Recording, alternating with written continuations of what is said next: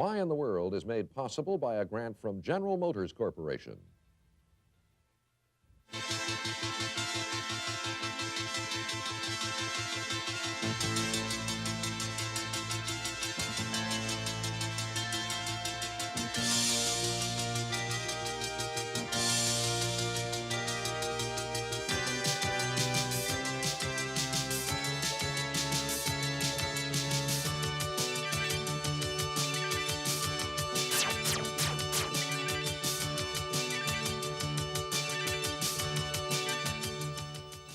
Hello, I'm Ken Alvord, and welcome to Why in the World.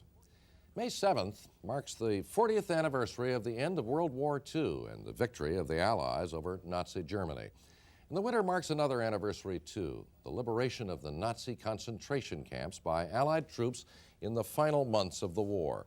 Cold monuments of stone and ash remain to give silent testimony to the 6 million Jews who perished, victims of Hitler's demonic policy, which became known as the final solution. Under this policy, the Nazis set out to systematically exterminate the entire Jewish population of Europe. 6 million, it's a hard number to comprehend. But in terms of individual lives, one life taken in its unique richness, one future destroyed, one potential unrealized, and talents untested, we begin to understand the terrible loss to mankind. Recently on ABC's Nightline program, one Holocaust survivor, Elie Wiesel, a poet and author, returned to Auschwitz and there recited his poem of remembrance. Listen to the wind, for there is nothing else you can listen to. For this was the place where children became old and where old men had no children to console, and they all died. Listen to the stones, for the stones themselves were broken as our hearts were broken. For this is the place of eternal night. In this place, people were abandoned, doomed. Mothers, children, grandparents, brothers, sisters.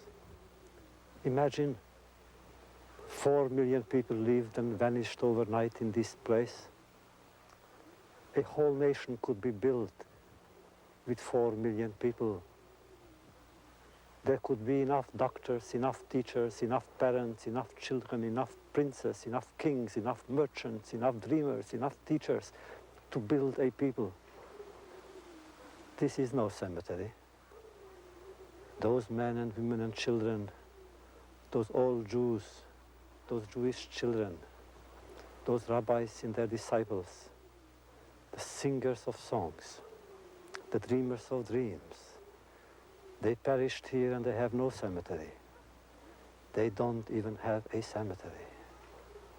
We are their cemetery. Well, decades later, we are still trying to understand the full magnitude of this unconscionable crime.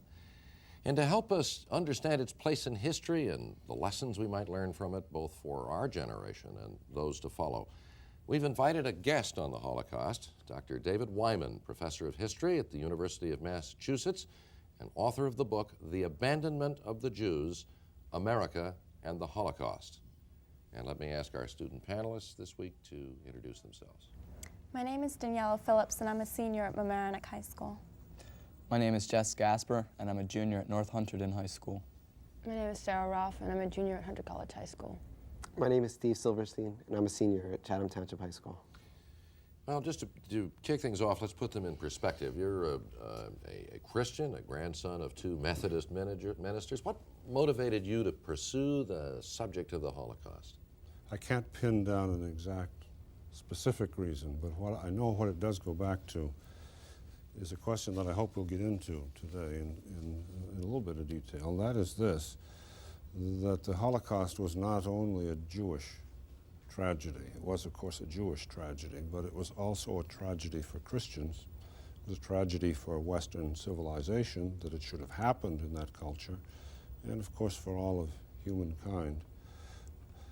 Particularly, my concern and my distress is in regard to the Christian role in the extermination of the Jews. It was people of Christian background who were the killers, the perpetrators. Now, many of the Nazis had rejected Christianity, but the fact is they grew up in a Christian culture and for the most part were brought up in Christian homes.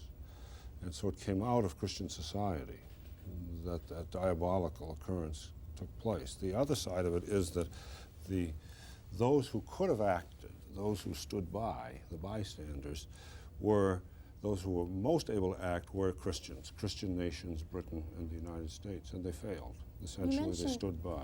You mentioned bystanders. A lot of people point to Hitler and say that he was the sole reason why the Holocaust occurred. But insane and crazy as he was, it seems impossible that 6 million Jews can be destroyed and millions of other groups killed if one person was the cause. Who else was to blame then? Well, certainly there was a whole hierarchy within the German, the Nazi Party and the governmental structure that participated in it. Whether without a Hitler there would have been a Holocaust, it's an impossible question to answer. There's no doubt that Hitler was a key igniter of the development. We want to ask you one question. When we were talking this over before, we kind of discovered that each one of us had found that a lot of people in our schools, or just in general, a lot of people didn't know very much about the Holocaust, about Auschwitz. I think he was saying that like one person in his school had heard of it, and that's not true of me, but it really horrifies me that American kids don't know about the Holocaust. I'm surprised. Yeah. Well, exactly, and coming off of this is exactly for those people, what led up to the Holocaust? What led up to the extermination of 6 million Jews? And you say Hitler, what was in the minds of the average German? They could just say, oh, we just send off, 1 million more and they were killed. I don't think the average German did it. There's no way we'll ever know what the average German knew. The average German isn't telling, and there were no polls or anything taken.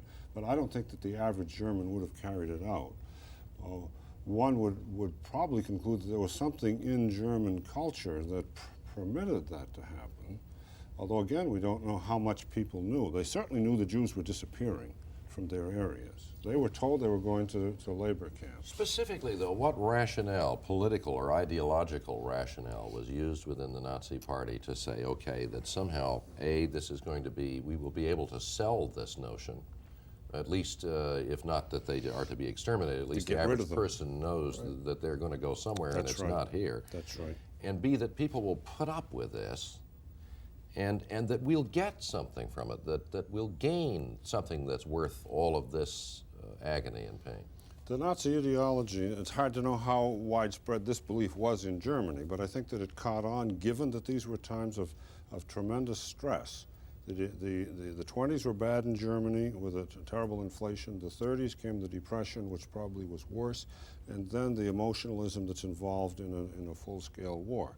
That is to say, there was a lot, I think, of instability in German society.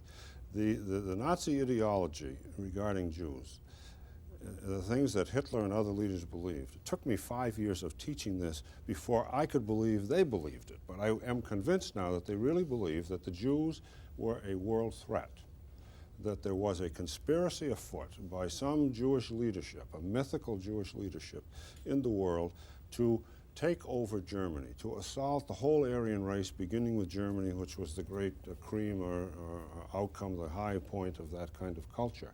And they were persuaded that on the one side, communism was a Jewish manifestation. And we probably have run into that. You've heard the reflections of this kind of prejudice before. And that Russia was run by the Jews. Then on the other hand, capitalism was a Jewish manifestation, and that Roosevelt and Churchill were puppets of the Jews. Well, there's a paranoia about it where they're coming in to make life difficult or impossible for German society. If you accept that, what do you do to that? Right. You might go after the leadership. Right. Well, what I'm thinking is that theory, that ideology, that mindset atypical to Germany? I mean, when you look at take a look at the American society at that time, it's incredible to see the anti-Semitism present. And there was a poll taken, I think, cited in your book, where a poll was taken among Americans and a lot believe that exact mindset which you just said. Not that many. It's a fringe element. Okay, well, there's that fringe group, and then there's the fringe group who was somewhere in the middle between, wasn't disbelieving it, but was saying, well, yeah, it could happen, and people who really believe that, not as radical, but people who believe that Jews were bad and Jews were money hungry and Jews were at the root of some of the problems. I think We can even say it happened to the Japanese in the United States, maybe for different reasons. Maybe in the middle of the war, the Japanese were a threat. But it seems to me, maybe the Jews were just that group. Every nation maybe has that group, that scapegoat group that Right. can be picked on when the time gets right, you know. And we picked on the Japanese when the time got right. You know, tried. I seem to remember, you know, the Chinese-Japanese exclusion acts. You know, it's not like it was all of a sudden because of the war threat. it was an maybe it's just outsider group. something that. But bigotry or the attempt to pick on somebody, it is a common machine. It is a terrible machine, but it is not a machine run wild like this. It is not a machine that says, I will track down the children and the children's children, and I will exterminate, basically, a race, if I can, a people. Well, could it? Isn't there a difference in quality to that? This is unique. This is unusual. That view of Jews as a threat, as a world threat, even sometimes extended to the idea that Jews had criminality in their genetic structure. So the misconception, of course, that Jews were a race, but this went around, and even to the extent that the Germans were, this was in the educational system in the 30s, that Jews were a lower form of life, that they were parasitic, that they carried diseases, that just a terrible image of Jews. That seems to have gotten loose in Germany and pumped through German society through the educational system in that period. It didn't happen in other countries, except in Eastern Europe. Anti-Semitism was as bad. There is a riddle, in a sense. Why didn't the Holocaust happen in Poland or in Western Russia? There's where Hitler and the Nazis come in. That's what's different. Yeah, the Americans knew what was happening to the Jews, though, no matter what they believed they were like. If they believed they were lower life form, they're still human. What did they do to... I don't think that perception, that very negative perception of Jews had currency to much extent in the U.S., but there was a negative tendency. Yeah, the And anti-Semitism. you mentioned in the polls that Jews are aggressive, they're money grabbers, that kind of overly aggressive. That was widespread in American society. What I believe that did was it tended to inoculate Americans or to hold Americans off from helping. Not only the Americans, but in Congress itself, there's a very big anti-Jewish tide. It could even be worse. One could even argue it was worse in Congress than in the population as a whole. Right. There were some very bigoted members of Congress at that time. So What could we have done, though? I sometimes wonder what the answer to that is. You know, it seems like we should have done something, but what could we have done? Let me go back and go at it this way. What did Roosevelt do? Nothing, really. Why didn't he? How Because should the he know, American first people of all? didn't want him to. If the American public was not behind him, then he's not going to do an action. Oh, I know. Because the Jews supported him. And by helping the Jews, he wouldn't be gaining that many more votes. And it was political. And by... You're bringing it plus, and you're putting it minus and plus. He has nothing to gain by helping Jews because the Jews are already supportive and not enough other people care. And because he might lose something doing it. What might he have lost if he had announced this country is going to take action on this issue? Well, he might have lost some of the votes Of whom? of his Pro-German. constituents. You know, the people who would vote for him. He wanted to keep being president, of course. What would the reaction have been in Congress, given some of the things we've said? exactly, very, very negative reaction to that, and he would have lost. If a president loses congressional support, then his policies become ineffective. What But isn't mi- it true that the people who would not have supported him on that basis wouldn't have voted for him in the first place? Because wasn't Roosevelt the New Deal lefty type? But you're not talking about votes. You're talking about votes for his bills, aren't you? Or votes for the Both. progress of the war. Well, Right. votes As for well. himself in re-election, for his party in elections, and support for his programs generally. What do you think might have happened if he'd gone before the public and said, this is a terrible problem, we're going to deal with it? What negative reaction? Where would it have come from? What would it have been? I think a lot of people may have felt, well, it's going on in Germany and it's not in our country, and we can't invade into another country. Well, even when the war was on Well- now, this was our enemy, and one of our enemy's objectives was to kill off a people. We were having problems in the war ourselves, And so I think the American people would have become even more anti-Semitic if they had known that money was going into helping the Jews when it could have been used to help So them. what charge might have been leveled at the Roosevelt administration? They were pro-Semitism or Pro-Jews. Or even that they were fighting a war for the Jews, which was what the Nazis said all along. And that was the problem with Vietnam then. And the same thing would have happened, are you saying? That people got all against the administration? I'm not Well, in other words, whether- in Vietnam, you're right. In Vietnam, the war became unpopular. What we were doing became unpopular. World War II, one might argue, was successful partially because it was a cause. Oh, it was very heavily supported throughout the population. Are you suggesting that maybe in some sense that might have disrupted that delicate balance and the war would no longer have had the support that it came to have after Pearl Harbor? I don't think that would have been a problem because I think the country was very heavily supportive of that war. I think what Roosevelt feared was that there might be some elements on the fringe who began to raise hell about this and say this is a Jewish war, and that could have stirred up the tendencies toward anti-Semitism among other people. But that's really scary because it seems to me like that can happen to any group. And if you're afraid, I mean, what is it about the human psyche that allows a fear of action by somebody else to get in the way of what is really, what's humanity, what is moral? What is there in the political psyche? And that's the whole thing in politics, is that fear about alienating people. Right. And as you've said, that in terms of building Jewish support, there was no need for it. But let me now cast it the other way. What might Roosevelt have done to have countered that kind of potential negativism and built a constituency in the country for a really effective rescue program? I would say it seems to me that, like in Britain, they had this whole ideological thing, that it was the Nazis were morally wrong, their whole system of thought was wrong. And it seems to me that Roosevelt could perhaps have used that it could have been a very powerful thing, because they did use that in the propaganda posters. I mean, I've seen one from World War II that has a picture of somebody with a bag over their head and a telegram coming in from some reporter or something saying, the Germans just exterminated a whole village in Poland or something. That, not only in England, that was widely felt here too. But couldn't that have been, maybe on the one hand it would have lost votes, but couldn't it on the other hand have been used to gain, the moral right of that war? And tie this in with the war effort. Yeah. In fact, when the War Refugee Board finally was established, when Roosevelt was politically cornered and had to set that up in January '44, in the statement that came out about that, it then became an American war objective, without deterring the war. Nothing was to be done for rescue that would set back the war. Right. But other than that, it became a war objective. Right. So I think you're getting at the answer there, that if he had been willing to go to the public and have said, explained how terrible this was and what was happening and made an appeal on humanitarian and ideological terms, couldn't he have built a constituency among that element of society that wasn't anti-Semitic to counter the other? Right. Well, it's very clear how ineffective our government was, but what about other governments? There's England. What about the Pope? I mean, there's another segment of the quote-unquote civilized world that was powerless, that didn't do anything. The charge against the Pope will always stand. He did not speak out in this circumstance. The rationalization given was that the Vatican mustn't take a position with either side of the war. So the Vatican condemned all atrocities without pointing the finger anywhere. That was an evasion, it's obvious.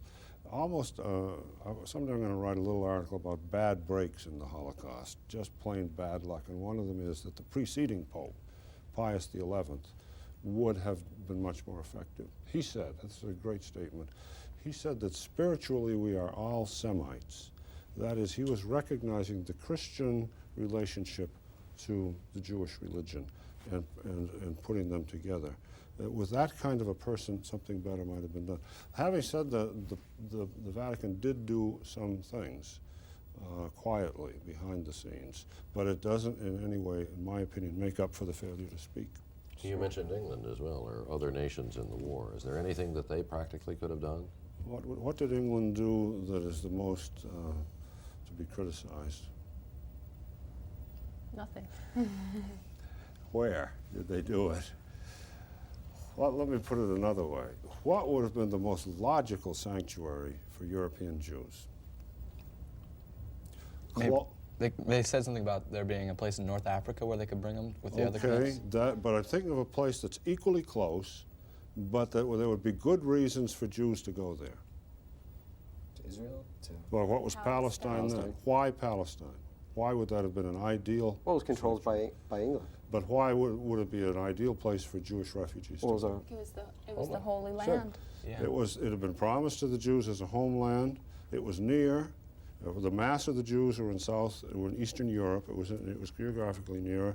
And who was there besides the British and the Jews, Arabs? other Jews. There was a sizable Jewish community of 500,000. What do you think their attitude was toward taking Jews in? They would be glad to. They would have done anything in terms of sacrifice to have accommodated Jews. So there was an ideal possibility. Now, that isn't to say that millions could have fit there, but certainly hundreds of thousands. Well, what about- We're going to finish your question. Why didn't Jews go in large numbers to Palestine? They had no way of getting there. That's a minor problem. That could have been solved. Were Well, in they fact, some of them refused? tried, didn't they? The boats Weren't sunk they on the way. refused? Remember Exodus? Who kept them out? The British? The British controlled Palestine at that point, and the British But kept. why is it? Why didn't they allow the immigrants to come in? We didn't realize, I guess. Can you make a guess? It's a hot item today too.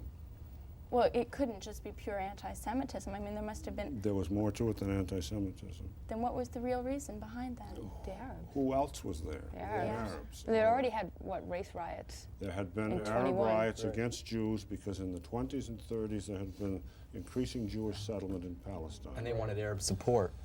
And the But then why British did the wanted United Arab States? support, or at least they didn't want the Arabs to raise the dickens in there. So to keep the Arabs placated, they said almost no more Jews. They- What about another segment? So, but then you ask about England, Right. and England's response was essentially one of keeping the Jews out of what would have been the most available and the most workable, feasible sanctuary. The British record is very poor. What about another segment of our political system? What about the media? I mean, you hear very little from them, and where were they then? Where were the media? Well, I guess you read some of the book, and you read with the chapter at the end where I kind of tried to summarize that. They did not give this topic, this tragedy, anything like the coverage that news should have had. It was considered not to be first-rate news. We talked a bit about England not letting a Jewish population in. What about the United States and immigration? We didn't do much better than they did we? But wasn't it our anti-Semitism, rising nativism, whatever you want to call it, that we had the same problem? Didn't we have a system really basically that was set up to be more exclusionary anyway, and We just hadn't- failed to amend it? In the 1920s, we had put on the records for the first time a numerical limitation on immigration. And that was the setting up of the quotas, which were given out to various countries or assigned so many per year. The total of that was 150,000 a year could come here, but more than half was assigned to Britain and Ireland, where nobody had to leave from. Right. That meant it was about 60,000 that were workable. This was our own particular hatreds, that in the up to the 1900s to the 1920s, it's like the Eastern European, the Germans and the Eastern Europeans, the Russians, they were the ones who were coming in, and we'd had enough of it. Those So we said, quotas- "No more." Let's back out in these closing minutes now and take a look at, to pull the telescope way back and look at the legacy of this thing and what we're left with and what we learn from this and what we feel about this and What I think how is this never happens again, I guess. Isn't there a problem already though in like South Africa? I mean in Africa and in the and in South America, like with El Salvador, isn't that occurring there, but to a different type of? I think People have been Fact. marked for extermination? Yeah. no, well, Cambodia, but I don't... No, well, your point is really very prevalent because Elie Wiesel, who was on earlier, had said in one of his statements, if we do not remember the past, then we're doomed to repeat it. But right now, I mean, have these people died in vain? Have 6 million Jews and countless others died in vain? Because right now, as you said in El Salvador, if you're not familiar with it, the refugees in El Salvador, the El Salvadorian government, they are opposed by a revolutionary group, and the way they identify themselves is by national ID cards. And as a method of solidarity, they burn their ID cards. So the people who come out of El Salvador to get away from the war down there come to the United States. And right now, synagogues and temples are harboring them. But the United States government is sending them back. And they're sending them back, and their IDs are invalid, and they're being killed. Well, you could play the same game with the Haitian, the boat people, the various The other refugees Afghanis, coming to this. like The virtually every Vietnamese boat Afghani people. refugee right now is in prison in Brooklyn. You know, if they don't want them. Okay, so does that mean, well, because we are wrapping up, does that mean we're not learning? What's your feeling? You look at that, you're close to it, you feel it, and you look and see what we're willing to tolerate and do or not do now. Well, Have we learned? The country is much more open to refugees, political refugees. You're talking about war refugees, people trying to flee war. It's unlikely that we're going to open the borders to that kind of flight. Isn't that Perhaps what we the should, Holocaust but survivors were? Survivors were not fleeing Not the survivors, war. I mean the people who were fleeing the Holocaust. They were fleeing an attempt systematically to take that people and rip it out, eliminate all of them. Well, isn't the El Salvadorian government trying to do that to the rebels? To eliminate the fight. Well, that's what you do with a war. You fight one army against another, you try to eliminate it. I'm talking about deciding that a whole people, because they are of that people, are to be eliminated.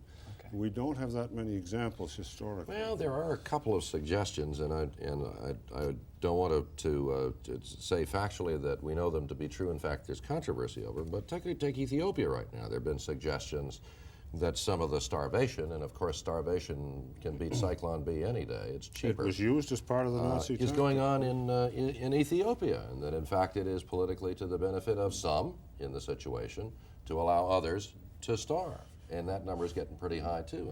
Let me broaden it without getting into that very difficult issue of what is extermination and what isn't. The media are failing again today on issues like that. One of the services, one of the requirements of mass media, I would say, would be to alert people to a situation that needs to be dealt with. Now, we did get some publicity on Ethiopia. Came in a rush last fall, and now we don't hear about it anymore. Also came very late, according to It came late, we had earlier and then this it year stopped on Why in the early. World. And it stopped Very early. late. We got almost nothing about Cambodia. There was very little information on that. About the Holocaust, as we've mentioned already, almost nothing came into the press. And that is a sort of a continuing failure. What I think is blame it on the media. I mean, if it's true that, you know, the friends of all of us have never heard of Auschwitz, have never heard of the Holocaust, how could people learn from something they've never heard of? Maybe the failure is also in our education, that we don't know, I mean, obviously we don't know enough about current events. I'd admit it personally that I don't know enough about current events. And perhaps you can't know when these things are going to happen unless you know the background to them. Not just our schools, but in our government also. There's the failure to pass the genocide bill, and there's also a failure to pass a bill that would allow the refugees 3-year asylum, the El Salvadorian refugees 3-year asylum, the Dikadzini-Mukli bill. There's a failure to realize our past. Let me break briefly to say that we're obviously going to continue where we are. Hope you will too, and we hope you'll join us for the next Why in the World.